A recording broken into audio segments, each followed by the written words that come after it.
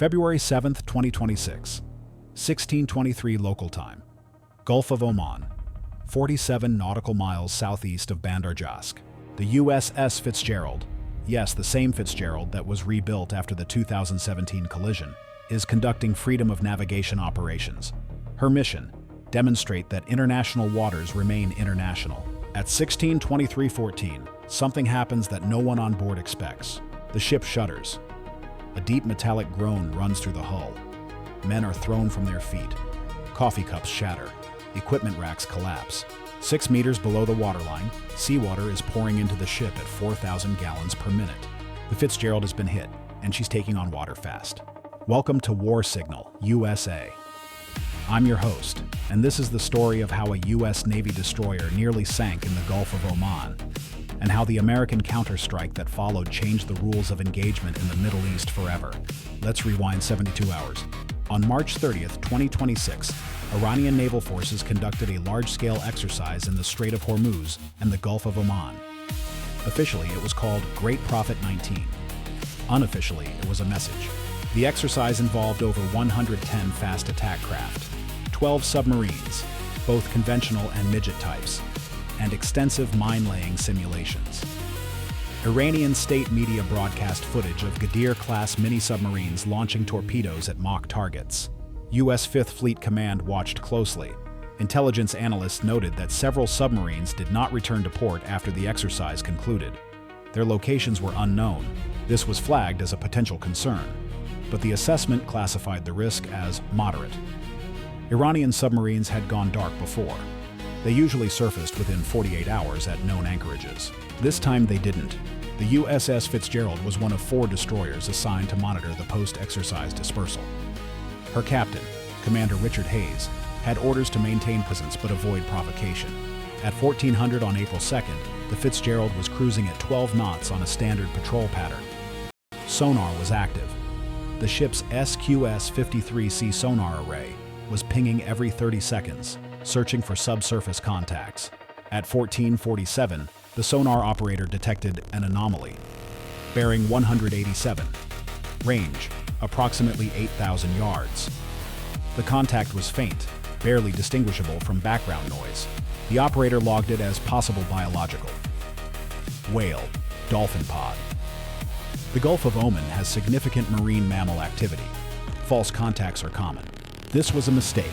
What the sonar had detected was not a whale. It was a Ghadir-class midget submarine, running silent at 4 knots, 60 meters below the surface. The Ghadir is small, 29 meters long, displacement of 120 tons, crew of 18, but it carries 2 533mm heavyweight torpedoes, Iranian copies of the Russian Test 71. Wire-guided, wake-homing terminal phase, designed specifically to hit ships below the waterline. For the next 90 minutes, the submarine shadowed the Fitzgerald, matching her course, maintaining distance, waiting. At 1621, the Fitzgerald changed course to investigate a surface contact, a fishing dhow that had strayed into the patrol area. The turn exposed the destroyer's broadside to the submarine's torpedo tubes. At 1622:07, according to acoustic analysis conducted later, the Ghadir launched. 1 torpedo, wire-guided for the first 3,000 meters, then terminal homing activated. The Fitzgerald's sonar detected the launch at 16:22:31, 24 seconds after the torpedo entered the water. The torpedo was traveling at 40 knots. Distance to target, approximately 2,800 meters. Time to impact, 2 minutes and 6 seconds. The tactical action officer ordered immediate countermeasures. The ship's SLQ-25 Nixie torpedo decoy deployed, a towed acoustic device designed to lure torpedoes away from the ship. The Fitzgerald began evasive maneuvers, hard to port, increased speed to flank, but an Arleigh Burke-class destroyer weighs 9,200 tons. It doesn't turn on a dime. The ship was still in her turn when the torpedo reached terminal phase. The Nixie worked, partially. The torpedo's wake-homing seeker was confused by the decoy's acoustic signature. It adjusted course.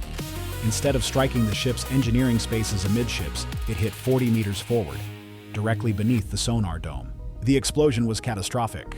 533mm torpedoes carry 205 kilograms of high explosive. Detonating against a ship's hull underwater creates a phenomenon called a bubble jet. The explosion forms a gas bubble that collapses violently, driving a column of water and explosive force directly into the hull. The Fitzgerald's sonar dome was destroyed instantly. The forward compartments, sonar equipment rooms, forward auxiliary machinery, flooded within seconds. The blast ruptured the keel structure in a 6-meter section. The ship's bow dropped. Water poured in faster than the pumps could handle. Within 90 seconds, the Fitzgerald was down by the head 4 degrees. Within 3 minutes, she had taken on 2,000 tons of water. The damage control teams fought desperately. Watertight doors sealed. Emergency pumps activated. Crew members in the flooded compartments, 14 sailors, had seconds to escape. 9 made it out, 5 did not. At 16:26, Captain Hayes made a critical decision. He ordered the crew to prepare for possible abandonment. Life rafts positioned, survival gear distributed. But he did not give the order to abandon ship. Not yet. The Fitzgerald was still afloat, still had power, still had weapons. And Hayes had a submarine to kill.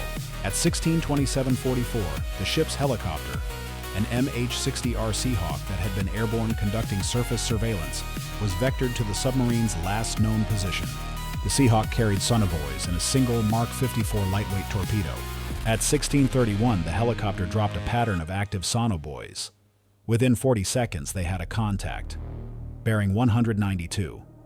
Range, 4,200 meters from the Fitzgerald. Depth, 45 meters. The Gadir was trying to escape, running at maximum speed, 11 knots submerged. But midget submarines are slow, and the Mark 54 torpedo is not. At 16:33:18, the Seahawk released its torpedo. The Mark flight time to target, 47 seconds. At 16:34:05, the torpedo struck the Gadir's pressure hull just aft of the conning tower. The submarine imploded. All 18 crew members were killed instantly. But the Fitzgerald's ordeal wasn't over. At 16:38, radar detected multiple fast-moving surface contacts emerging from the Iranian coast. Bearing 340, range 31 nautical miles, speed 45 knots. Iranian Revolutionary Guard fast attack craft, at least 7 of them, armed with anti-ship missiles and rocket launchers. They were coming to finish what the submarine had started. Captain Hayes faced an impossible calculus. His ship was crippled, taking on water. 5 crew members dead, at least 12 more injured. The bow was barely above water, but the Fitzgerald still had teeth. Her vertical launch system was intact. All 96 cells operational. Harpoon missiles ready. Standard missiles ready. And 140 nautical miles to the south, the carrier strike group was already responding. At 16:40:22, exactly 17 minutes after the torpedo struck, Hayes gave the order that would define the engagement. Weapons free. Engage approaching hostile surface contacts. 2 Harpoon missiles launched from the aft deck. Then 2 more. 4 missiles screaming toward the Iranian boats at Mach 0.85. Simultaneously, the carrier USS Dwight D. Eisenhower launched a strike package. 12 FA-18E Super Hornets, armed with SLAM-ER missiles and precision-guided munitions. The fast attack craft never reached the Fitzgerald. The first Harpoon struck at 16:47, a direct hit on the lead boat. The 221-kilogram warhead detonated on impact. The boat disintegrated. The second Harpoon hit 14 seconds later. Another kill. The remaining boats scattered. 2 turned back toward the coast. 3 continued toward the Fitzgerald at reduced speed, perhaps hoping the destroyer's damage had degraded her radar. They were wrong. At 16:52, the Super Hornets arrived. The first slammer struck a fast attack craft from 60 nautical miles out, then another, then another. By 17:15, all 7 Iranian boats had been destroyed or forced to retreat. The Fitzgerald had survived, barely. The ship was towed to Bahrain over the next 36 hours. Her bow was riding just 2 meters above the waterline. Emergency pumps running continuously. A skeleton crew of 80 aboard, the rest evacuated to support vessels. The final toll, 5 American sailors killed. The entire crew of the Gadir, 18 Iranians, dead. An estimated 40 to 60 Revolutionary Guard personnel killed on the fast attack craft. And the Fitzgerald herself? Damage assessment concluded she would require 14 months of repairs. The keel damage was severe enough that some engineers recommended decommissioning. The Navy chose to rebuild her, again. The second resurrection of the Fitzgerald became a symbol. Some called it stubbornness. Others called it a message. American warships don't die easy. But the strategic implications went far beyond one ship. Within 48 hours of the engagement, the United States announced new rules of engagement for the Persian Gulf region. Any submarine contact within 10 nautical miles of a U.S. warship would be classified as hostile and engaged without warning. Iranian fast attack craft approaching its speed would be treated as imminent threats. Iran protested. The United Nations Security Council convened. Condemnations were issued from both sides. But the rules held. The incident also exposed a critical vulnerability in U.S. naval doctrine. The Gulf submarine had operated undetected for over 90 minutes, within striking distance of a frontline destroyer. The initial misclassification as biological had nearly cost 300 American lives. Subsequent analysis revealed the problem. The SQS-53C sonar, while powerful, is optimized for detecting larger submarines. Midget subs like the Ghadir operate at the edge of its detection envelope. In cluttered acoustic environments like the Gulf of Oman, they can slip through. The Navy responded with a crash program to deploy improved passive sonar arrays and additional unmanned underwater vehicles for submarine hunting. But those systems wouldn't be operational for another 18 months. In the meantime, U.S. destroyers in the region operated with helicopter patrols continuously airborne. Fuel consumption doubled. Crew fatigue increased. But no one wanted another Fitzgerald incident. The 5 sailors who died that day are rarely mentioned in the strategic analyses. Their names don't appear in the policy debates, but they should. Sonar technician 2nd Class James Park. 26 years old, he was in the sonar equipment room when the torpedo hit. He never had a chance. Damage controlman. 3rd Class Maria Santos. 23 years old. She was trying to seal a watertight door when the compartment flooded. Fireman apprentice Robert Kim, 20 years old. His first deployment ended 47 days in. Machinist mate 2nd Class Thomas O'Brien, 31 years old, 10 years in the Navy, 2 deployments to the Gulf. Electronics technician 3rd Class Ahmed Hassan, 24 years old, born in Michigan, joined the Navy to pay for college. 5 names, 5 lives. 5 reasons why the math of naval warfare is never just numbers. The Fitzgerald returned to service in June 2027. New bow section, upgraded sonar, enhanced torpedo countermeasures. She deployed back to the Gulf in September of that year. Same ship, same name, different scars. Captain Hayes received the Navy Cross. The helicopter crew received Distinguished Flying Crosses. The damage control teams who saved the ship received unit commendations.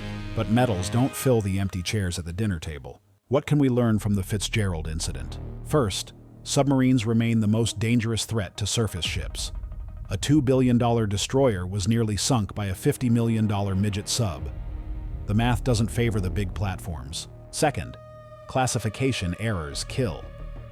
The 90-minute window between initial detection and attack was a failure of human judgment, not technology.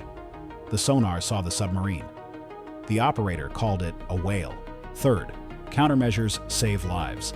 The Nixie decoy didn't stop the torpedo, but it deflected it forward, away from engineering spaces. If the torpedo had hit amidships, the Fitzgerald would have broken in half. And finally, damaged ships can still fight. The Fitzgerald took a torpedo below the waterline, lost 5 crew members, and still managed to launch a counterstrike that destroyed 8 enemy vessels. American warships are built to take punishment, and their crews are trained to fight through it. 17 minutes. That's how long it took from torpedo impact to weapons free. 17 minutes of chaos, flooding, and death. And then the Fitzgerald hit back. If this breakdown helped you understand modern naval combat, hit subscribe. We cover the tactics, technology, and truth behind military operations worldwide. Stay vigilant, stay informed. I'll see you in the next one.